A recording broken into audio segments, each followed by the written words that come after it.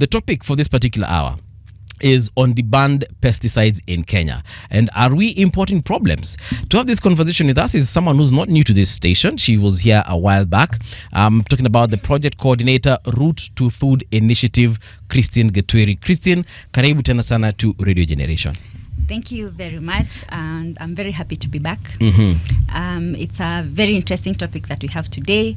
And yes, I want us to answer you. We are importing poisons. We are? Yes, we are. Yes, you've gone straight to the point, eh?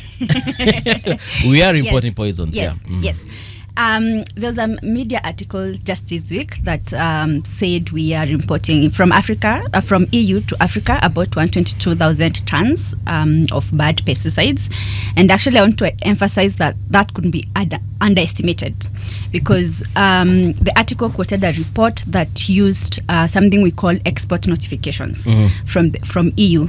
So according to EU law, there are certain pesticides that if you want to export, you have to do an export notification. And these are usually pesticides that have to do with they are either harmful, they are mutagenic, carcinogenic, and such. And also, according to the Rotterdam Convention, any pesticide that is in a list, it's a list of harmful pesticides. We call it Annex 3. Yeah. So if it's in Annex 3, you also have to do export notification. So not all pesticides fall under those two categories, which means there is more exported that are not reported. And also, just to emphasize, the report used 2018 data, which means it's long ago. Wait a minute. Yes. The EU, the report that we read, actually I think we read it on Tuesday. You're saying that report, the EU imported it. It was historical. Yes. The report itself is recent. It's this year, September. Okay. Yes, September. But the data they're using is from 2018. All right. And the reason for this is it's actually very difficult to get this data. It's very difficult. It's very difficult to get data on imports because governments are not disclosing. Right? So even in Kenya, we would like to know how much of pesticides we import, but this is not data that is publicly accessible. And that's one of the things we always ask for, transparency. We'd like to know how much we're importing, what types of pesticides we're importing, just for our knowledge and also so that we are aware of what's going on. Yeah. So if I'm to understand what you're saying is that the EU, the report that they gave us this week, that data that they use is from 2018.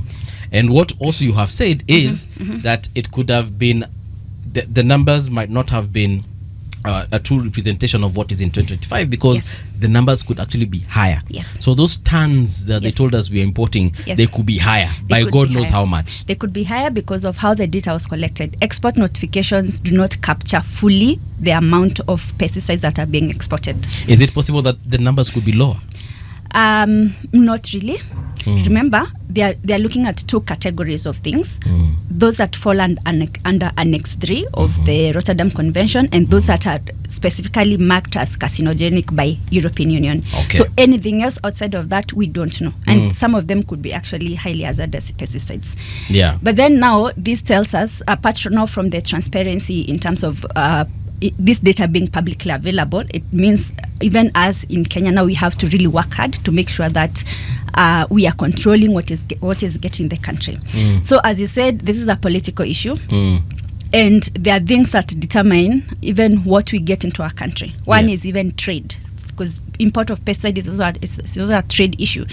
And if we look, for example, at the World Trade Organization rules around sanitary and phytosanitary rules, so we as a country even are not able to maybe restrict certain things unless we have done a comprehensive scientific assessment. So we can't just wake up today and say, no, we're not going to do this, we're not going to import this unless we have actually done scientific assessment, and then there's a whole criteria under WTO rules. Yeah. So it just shows you how in Africa we are still, there are all these geopolitical and issues that we still have to navigate. Two things that also came out of that report. Yes. Well, not from the report, but a reaction to the report by PCPB. Yes. They said that, whatever has been said by the EU, si ukweli, of course I'm paraphrasing here, is not necessarily true. And then they said that we also have our own way of determining what is safe and what is not, of which you've actually just mentioned it here right now. So what do you make of what PCPB said vis-a-vis what EU said? So I get where PCPB is coming from. PCPB is situated in the Ministry of Agriculture. Their main mandate is production and also export issues. So they're not, that's their default. They're not going to look at issues that have to do with the environment or health issues emanating from pesticides. They're not going to prioritize those. So actually, when you mention Mr. Mushiri, the CEO of PCPB, he said, we use risk assessment, not hazard. And let me clarify what those two terms mean. Please so do. For EU, they use hazard assessment. It means if something is there's even a rumor of it being risky in terms of human health and environment, they blacklist. They remove it. Okay. They remove it. There's no questions asked. So for right? the EU, it's more of the potential of this thing causing harm. Precautionary. Okay. Precautionary. Yes. Then for Kenya now, according to PCPB, we use a risk base. Risk base means we are looking at the hazard, but also we are looking at exposure. Exposure means what is the likelihood that a person using this pesticide is likely to get exposed. But now this is where the hypocrisy comes in. Okay. Because on whose end? Who's hypocritical here? PCPB's side. Okay. So they will say, for example, if this pesticide is used according to the manufacturer's guidelines, it's the exposure is low. Remember, they are considering exposure in terms of assessing whether this is risky for us or not. Right. But then let me ask, how many of our farmers are using the pesticides according to manufacturer's guidelines? Okay. Yeah, no, it's like literally no one. Pesticides are misused and abused in Kenya. People are applying them at night, and in the morning they are harvesting. And for something that is supposed to be given, like after applying, you're supposed to give it like 14 days. Then you harvest and then sell. People apply some of these things at night, and then they sell in the morning. PPEs, that is the personal protective equipment, not there. Are not being used. Yeah, and then most of these pesticides, if we are really going to according to manufacturers' guidelines, then we have also to consider zonation. Zonation means they are manufactured to be used in large-scale farms. You know, those where even farmers are not directly interacting with, they are using machines. The farms are away from residential areas. You know, these countries abroad, most of them, they have really zoned their farmland. It's separate even from where people live. So they these chemicals won't interact with the common mwananchi, as we like to call him. But now look at our situation. You have your farm, it's next to a river, it's next to a school. How are you going to spray these things that have been that are made for a totally different zonation? Yeah. So when we look at the context that we are operating in, it's not PCPB can't come and tell us that no, there's no exposure or the pesticides, as long as they are used according to manufacturers' guidelines, the risk is low, because the context that you're operating in is quite different from what they were intended for. Do you at Route to Food Initiative, do you have any evidence, whatsoever, perhaps even the evidence that you yourselves have collected to show that these particular products that we are using, whether it's the pesticides, the herbicides, have actually caused any illnesses in Kenyans, whether cancers or any other communicable or non-communicable? So from research, what we know is that they are linked. We don't like to completely associate because people will always say what not, debatable, what not. But for sure, even from manufacturers themselves, they say these things have these harms, have these risks. If it's mancozeb, that is something that many tomato farmers use to control blight. They say it's linked to reproduction issues. And maybe even to bring something up, just earlier this month we had a symposium in Kisumu. Literally, it was an East African event, so everyone who works in pesticide issues across East Africa was there. So I met someone who is actually working on a case in Kenya that is seeking for compensation for people who have been harmed by pesticides. His name is Kelvin Kubai, and he's a brilliant lawyer. You should probably invite him. Actually, we'll ask you to connect us with him. Yes. So according to the work that you're doing now to collect evidence, they collect blood samples, they test people. From patients? Yes, from patients. Okay. And they're actually finding out that pesticide residues in blood samples. Like you just walking around your day, then you are invited for testing. Yes. In this very, these areas where there's a lot of horticultural farming, places like Naivasha, places like Timau. They are finding these residues in their blood. Yes, in their blood. Things like they are specifically testing paraquat and glyphosate, and they are finding these things in the blood. Right, so tell me what is likely going to happen to this person, right? Yes. Okay. Yeah. That is the evidence I was looking for. Yes. Because every time we have conversations with doctors, and probably those doctors are not collaborating with individuals such as yourselves or other research agencies, they will tell you, when we ask them, so what causes, for example, cervical cancer? They'll tell you there's nothing specific that will, apart from HPV, of course, there's no other specific need to directly connect it with that. And you ask them, okay, so there's breast cancer. What really causes breast cancer? They say, we really are not sure what causes breast cancer, and so on and so forth. But now when we have a connection that some of these patients in their blood, we are finding some of these chemicals, then now maybe we can start going back and see how indeed. Exactly. Okay. Yes. Actually, the thing is this: research science isn't guesswork. When statements are made to the effect that something is considered hazardous or something is risky, there's correlation. There's a reason why, and you'll be told. From what we've seen, from what we've observed over a period of time, we have seen this links to this. Yes. Okay? Yes. We know. And because of that knowledge, if you take any drug that you may want to buy, and you buy, say, a whole packet, there's only this sheet of paper that is folded into very many pieces, and then the writing is microscopic. Yes, and then they have so many things inside. The contraindications, yes. That is a very important piece of document. Is a very important document. Yes. Because everything that Christians talk about is told to you there. Yes. If you happen to have high blood pressure, if you happen to all these things, you shouldn't do this. You shouldn't drive. You shouldn't. They actually explain these things. The truth is, we don't bother reading. Now, the thing that also doesn't come out into the open is the people who produce these products intend to sell them. Yes. And even as there's evidence that shows that their products will be harmful, they fight back. They also want to present whatever it is that has been found to be scientific, should we say, damning to their product. They'll want to discredit it as well. They'll find ways of trying to say, actually, it's not entirely true. That, this product, they haven't looked at this and they haven't looked at this. Even if their own research has shown them this thing is harmful. Why do you think, for instance, the tobacco industry has been under such serious attack over the years? They fought for years. It was a big industry, made lots of money.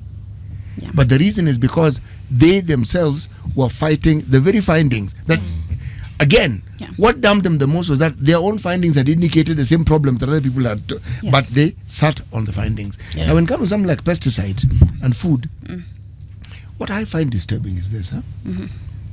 The people who raise the alarm belong to countries where these things are produced. Do we hear of stories where the production of some of these pesticides have actually been halted or stopped?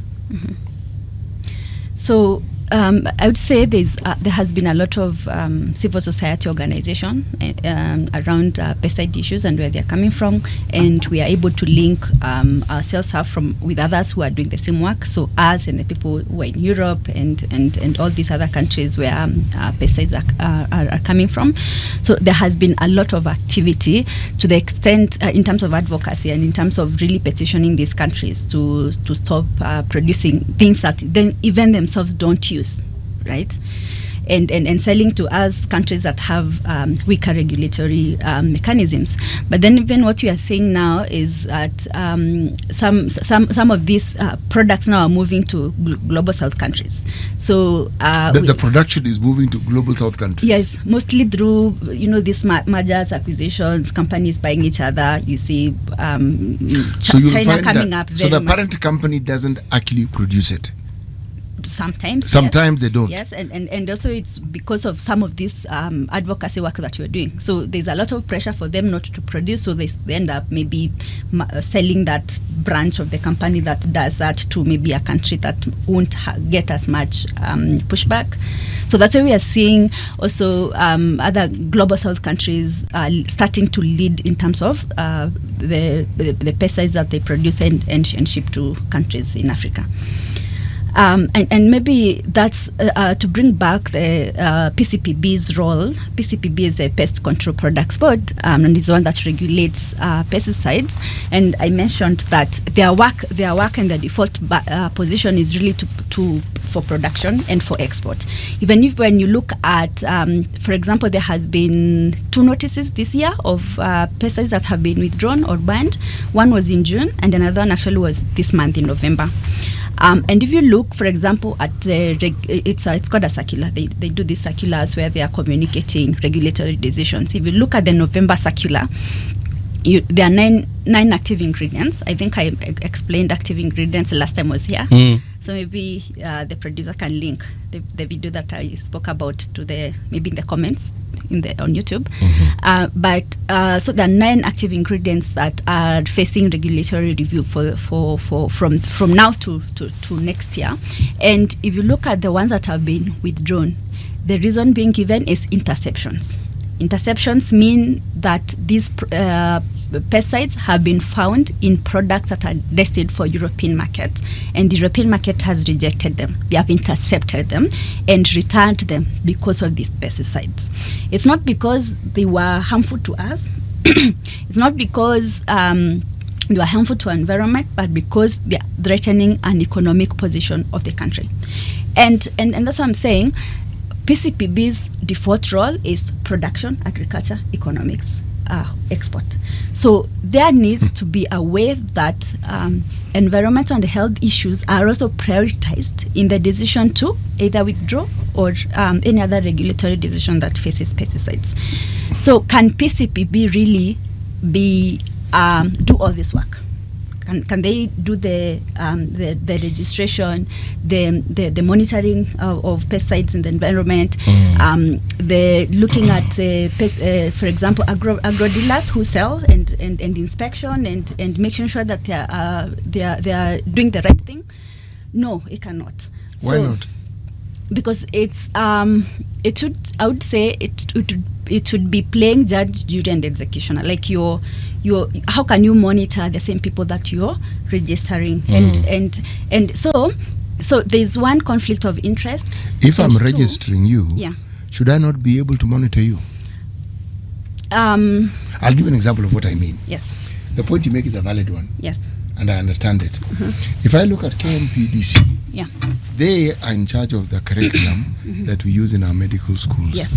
They are also in charge of registering health facilities. Yes. Okay? Yeah. Now, they are also in charge of monitoring and determining that these health facilities actually abide by the regulations that they signed up for. Yes. Okay? Yeah. The role of what's this pesticide setup called? The PC who again? PCPB. Okay, that one. Yes. Beyond simply licensing, beyond simply determining whether these things are good for, this multiplicity of roles is even reflected in our parliament. Yes. Our parliament doesn't just make laws, they even make budgets. What am I trying to say? I'm trying to say that the role that the civil society plays in this is a unique role and it cannot be taken away. Yes. Because they don't have a skin in the game except that they want the best that is possible for the citizenry. They don't have a political agenda. Yeah.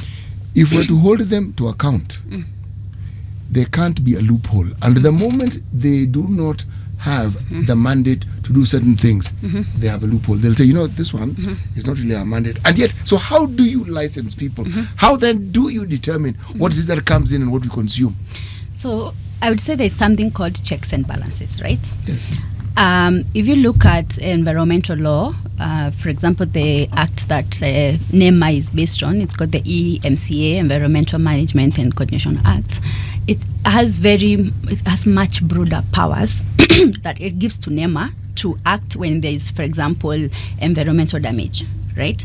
So if for example there was damage from, let's say, whatever, it's not a pesticide, whatever, NEMA is able to act. There are two very strong principles under that act. It's called one polluter pays. It means that if you're found to have polluted the environment, you're the one to pay for the cleanup and for everything else.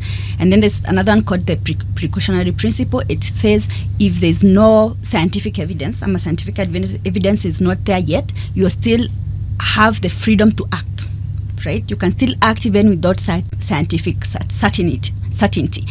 PCPB does not have such. The PCPB Act does not have such clauses. It doesn't have such power to act when there's environmental damage, or when there is, for example, human health impact. So PCPB's role is really in agricultural production.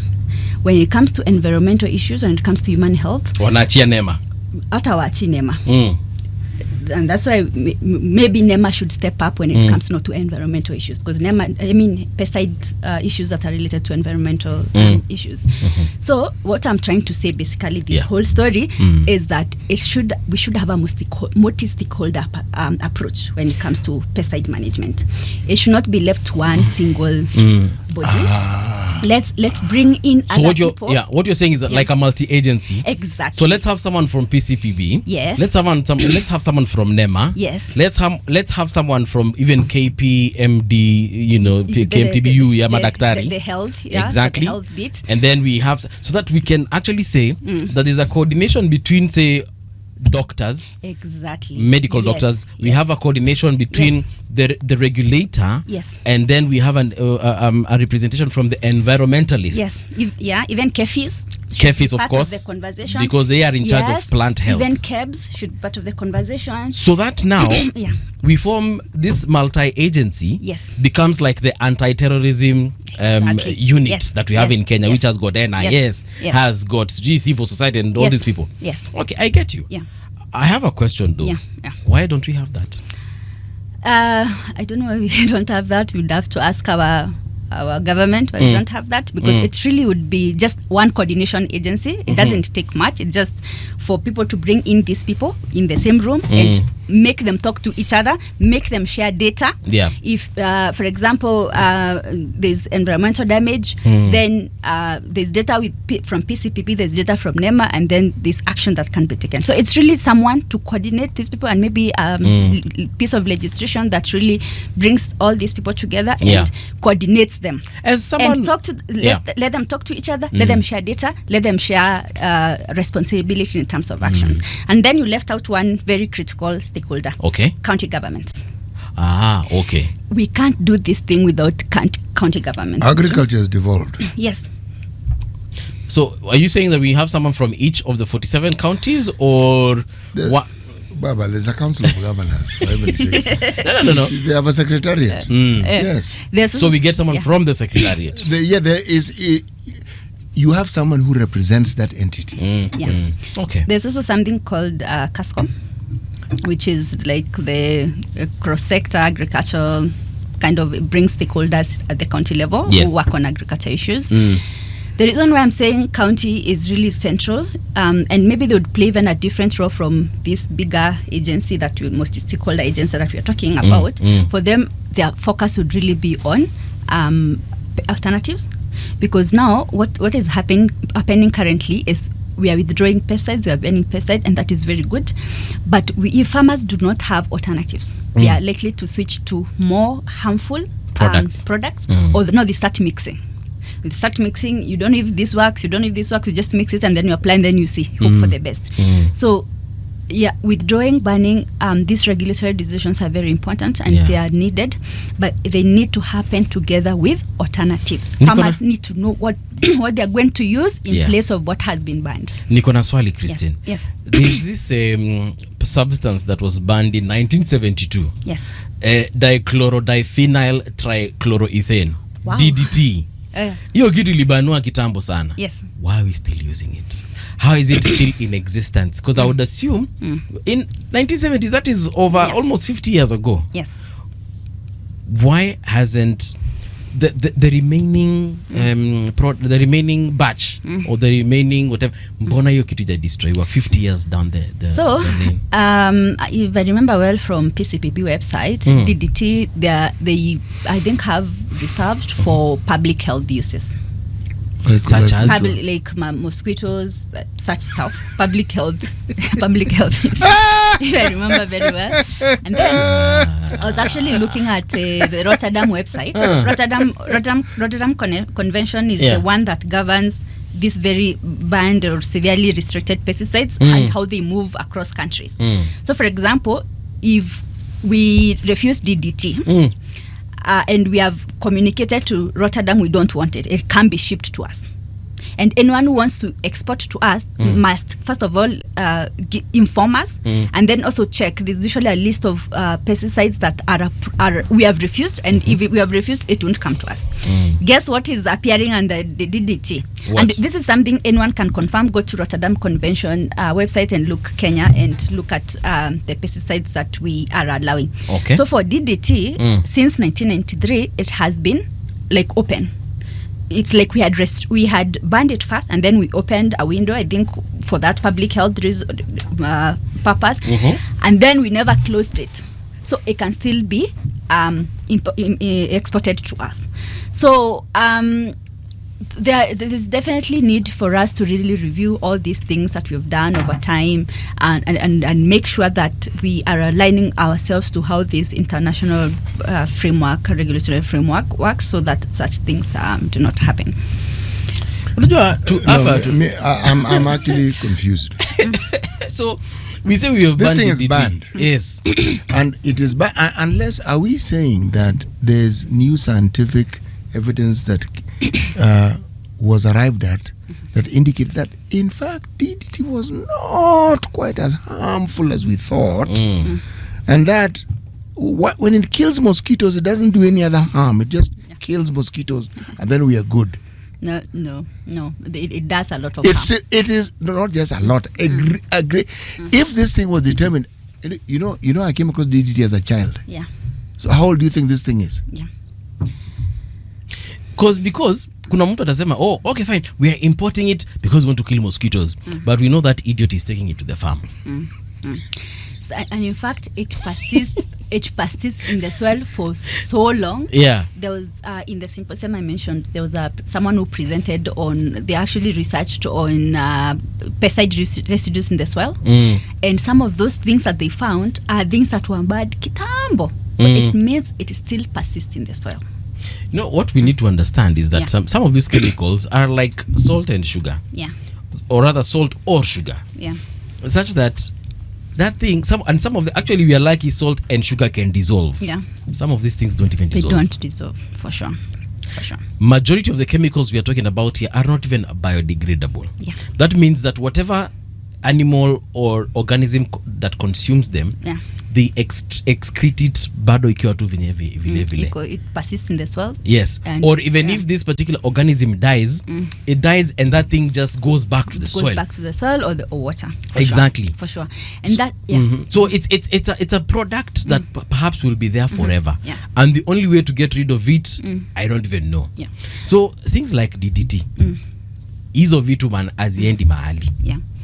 So from the time they were used, those things are still here in the environment, and like you said, they will persist and stay in the soil. They will be consumed, even if they are consumed, and they will still be excreted by whatever organism. Oh, for sure. And then they go back to the system. For sure. And that's why now we question some of these regulatory decisions. For example, so there's withdrawal, there's banning, and then there's something we are calling restriction. Okay. So PCPB, if it doesn't want to withdraw something totally for whatever reason, it restricts. All right. So restriction means it's not. For example, one product might be restricted to greenhouses only, so you can't use it in an open field, or it can be used in non-edible crops, something like flowers. Exactly. But then now, if these products have the same distribution channels, how are you going to make sure that farmers who is not qualified for that category actually does not buy? And remember, agro dealers, they are in the business of making money. So how are they going to restrict it? So and that's why I'm saying county governments really have a role to play. And let me give you an example of what Kajiado County is doing. They have this regulation of pest and on pest management, and one of them is really to have crop officers be trained by PCPB, and then they act as crop inspection officers. So they can come to your farm, they see what you're doing. If you're using withdrawn banned pesticides, there's a fine for you. You can even be banned from producing crops for a certain period of time. But also another role that these crop officers could play is actually giving you a prescription. Like, you shouldn't, if you need to buy a certain pesticide, then it needs to have a prescription written from the county level that you go to the agro dealer with.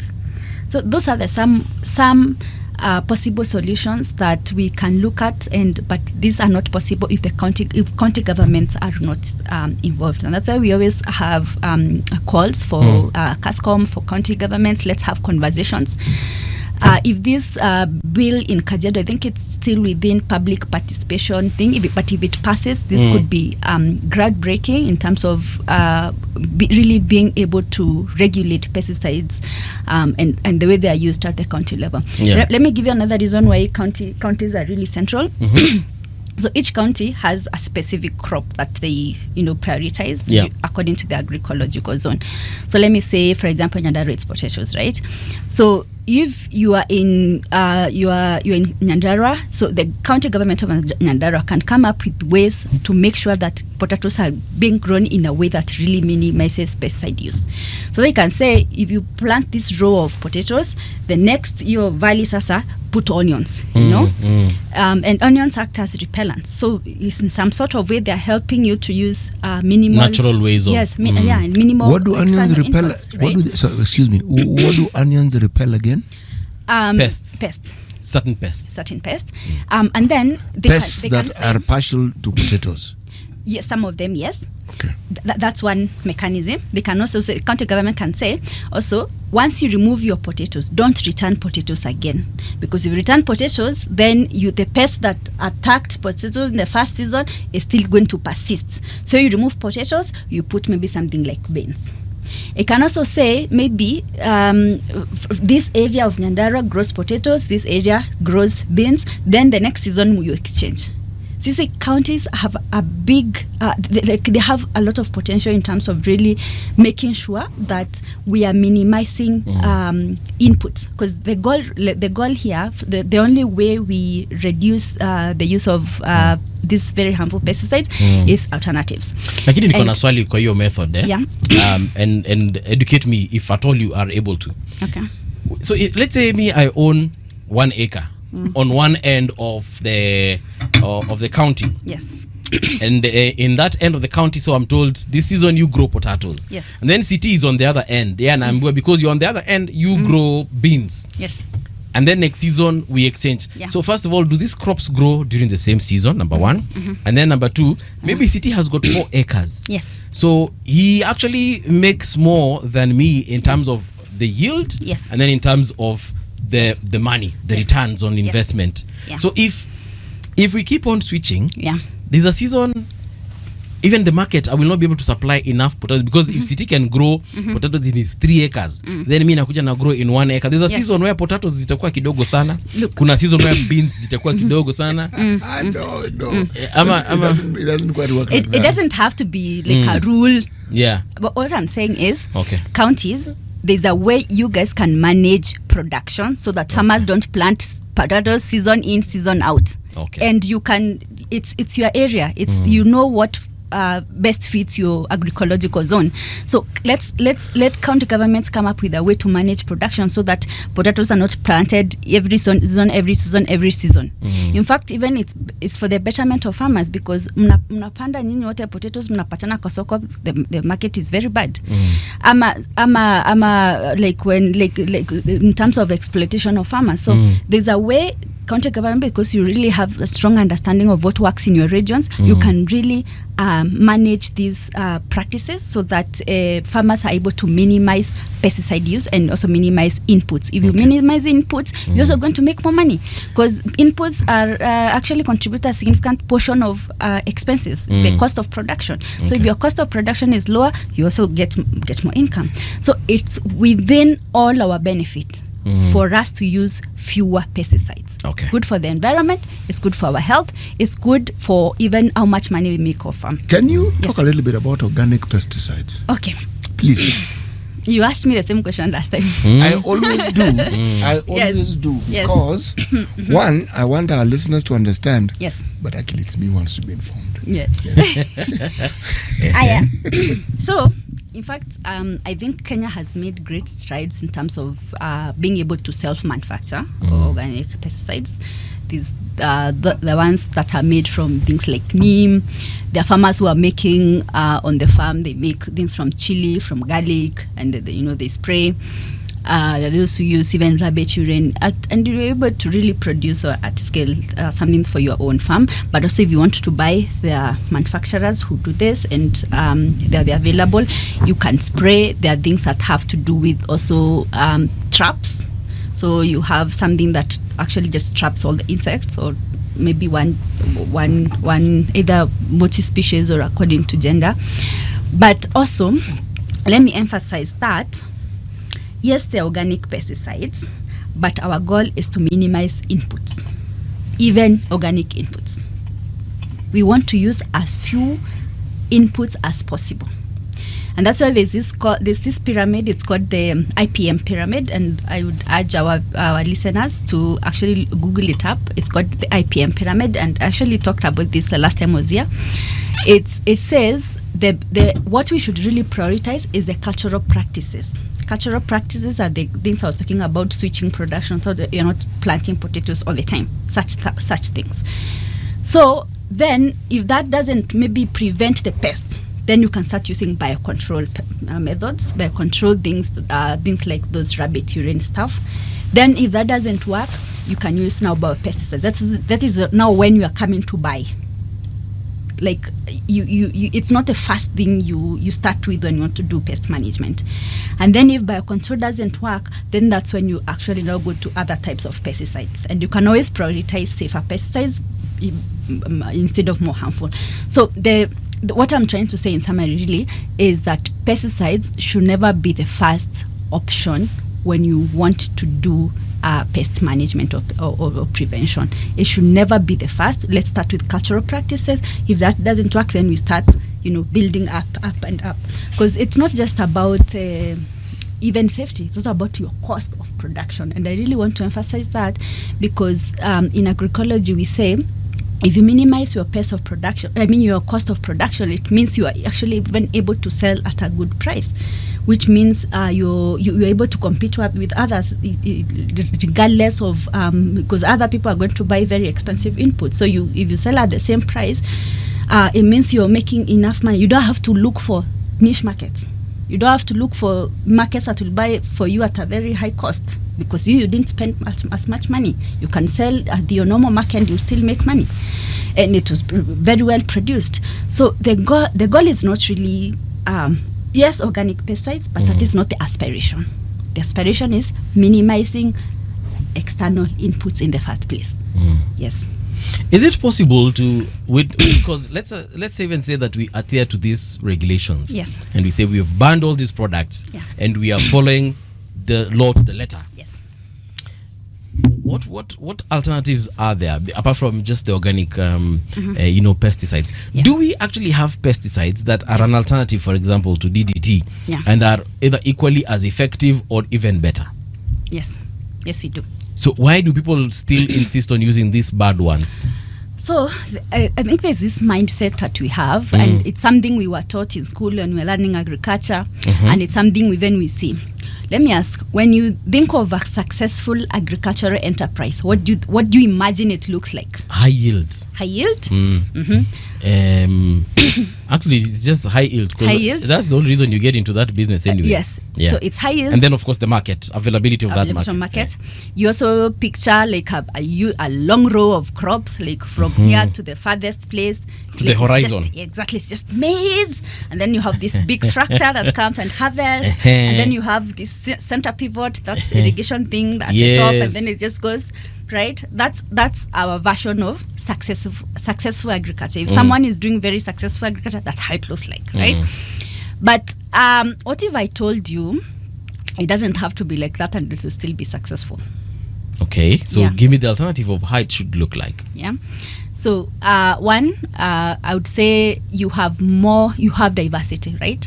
So you might still want to keep that row of maize from here to the horizon, but after that you have like a row of beans as well. Within the farm you might also have some fruit trees. You might have some plants that also either repel or they also attract. Like you can have pollinators. Not even that. You can have a plant that brings the pest to itself, and it's repelling, pull and push. Yeah. So you can still have that image of successful agriculture while still doing it more safely. Agroecology doesn't mean it's meant for small scale. You can still have that row of maize, but then follow it with a row of beans, and then you have some fruit trees, you have some flowers maybe. It's all these things put together that really make a venture successful. Yeah. And if you have something like that, then you're also insured against loss. If one crop fails, you have something else to fall back on. Right. Because the reason why even people are spraying this much is insurance. You want to prevent whatever will come. You want to really kill everything. Yes. Because this is your only way that you're going to get money. Like you're acting as pesticide, spraying heavily as like insurance. So if you have multiple different types of crops on your farm, then you are you have that insurance, because if something fails, you have something else. If maize fails, you have beans. You have fruits that you can sell. Yeah. So that's the reason, according to you, the people use all these dangerous pesticides. I actually would like to call it subscription agriculture, because the way you pay subscription every month. Yes. So for agriculture, it looks like there's a defined set of seeds that you buy, and then the pesticides that you apply at this stage, at this stage, at this stage. So it's like you already have, even before you start farming, you already have like a subscription package you need to pay for. It comprises of the seeds and the pesticides and the fertilizer and everything. But it doesn't have to be like that. And once you really learn to work with nature, you learn how to work with the environment around you, then you are able to really minimize these external inputs. What would you say is the dominant narrative that these purveyors of death use when they convince us that our lives will be infinitely better, or you'll be that much greater, and will be that much more wealthier? What's this compelling narrative? Because if there is a compelling narrative, yes, the question I'm going to ask again is then what should be the narrative that gets people to understand this narrative actually does not represent the truth? So I would say the dominant narrative we see even from PCPB itself is that there are no alternatives. We're in the tropics. We have more pests. We have more pests because we're in the tropics and there are no alternatives. But then if you look at farmers who are doing this alternative way of farming, people who have to prioritize soil health, people who manage the farm in such a way that even the pest load is reduced. Yes, we're in the tropics and there are more pests, but there's a way you can manage your farm so that even that pest load is reduced. So that even when you're coming to spray, you're working with a very minimal pest load, which means you don't even have to spray so much. So I do think the problem is really this mindset that we have, that agriculture needs to have this package. You buy, if you want to farm, you need to subscribe to this package. But it doesn't have to be like that. There are ways now that farmers have that you can use to manage your farm without using all these many pesticides. And the goal is to reduce external inputs. These pests, it's interesting, but are they all harmful? The pest. Pests. Generally, these wormy things and insect things that seem to invade. Well, they're not crops. harmful to you, but they're harmful to the crops, though. No. When I say harmful, I mean, are they all harmful to the crops? So you're asking about pests? Yes, but, I am. Yes. But also, so there's pests and there's insects. Not all insects are harmful. So pest is when it is considered harmful. Yes. So when it's just your garden variety insect, then it's not a pest. Probably yes, and there are insects that are actually beneficial. The insects, if they are there, they will chase away the bad ones. See, Yeah. But his question was, you've asked, are there pests? But thankfully, you've differentiated. Yes. Because umesema kuna pests na kuna insects. Na zote zinaweza kuwa ni insects. Yes. Yes. Yeah. So thank you, because like good insects, the bees, like they are guard dog insects. Yeah. Okay, yes, they are aphids. They're called aphids. Sorry, ladybugs. Sorry, I meant ladybugs. Those are the beneficial ones. The beneficial ones. Yeah. So these guard dog insects and who are not pests. Remember, I didn't say which. Who? Yes. Yes, good one. Who are they? We have bees, we have ladybugs. We have bees, ladybugs. Like ladybugs actually feed on some harmful pests. So you want a farm. If you see a farm that has nothing, something is there. Kumaanisha madawa zenye zimewekwa kwa imepiga kila kitu. So you actually want a farm where you see some life. There's some insects flying about. You want that. Because we can actually look at biological ways of dealing with these things. Yeah. It's just that perhaps we are lazy in terms of coming up, but also there's a danger in overproducing this particular biological, like he's calling them, these guard dogs, because now what happens when they finish eating all the the bad insects, then what happens to the environment Paul, after that? Nature doesn't work like that. They didn't ask the question. Nature has a very interesting way of balancing itself. It's true. Believe me. Yes. True. So I wouldn't worry too much about it, because I'm looking at the farming that my grandparents practiced. I didn't see them spraying anything because they didn't. The manure was the fertilizer. I am talking about what I saw. And year in, year out, they had produce. Year in, year out, literally. But Siti, do you know that evolution, and especially for some of these animals, including insects, at their level, the evolution is much faster than even for larger animals such as ourselves. There are some worms that have developed over the last decade alone. Yes, we have enabled them with the things we've been doing with the soil. Yes, so through mutation and other processes, including even genetically modification. Us, we don't evolve. That's why, as a species, we evolve. We evolve, but very slowly. At our rate of very, very slowly. Evolution is different from. So there are insects that have evolved over the last couple of years, and now different methods of taking care of them they've needed to be invented. And unfortunately, some of the products that we have come up with during this particular process are some of the products that we are currently suffering from. Yeah, Paul, I agree with you, because I know the same applies to all these buggy things that bring diseases. Okay.